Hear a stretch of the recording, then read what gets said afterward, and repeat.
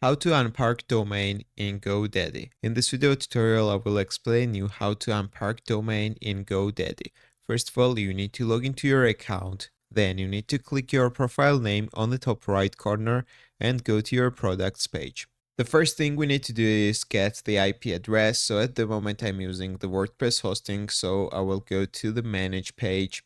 Then you need to click manage hosting right here and go to the settings on the top menu.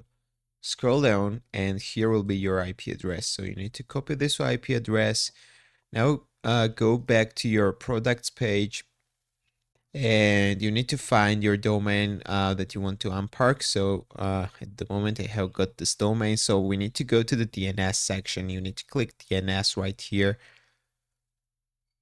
And in this list, here will be the records list. So here is the parked record, guys. So parked domain record gonna be type A, name at, and here will be the value. So we need to change this value with the current IP address. We just copy it. So we need to click this edit button right here.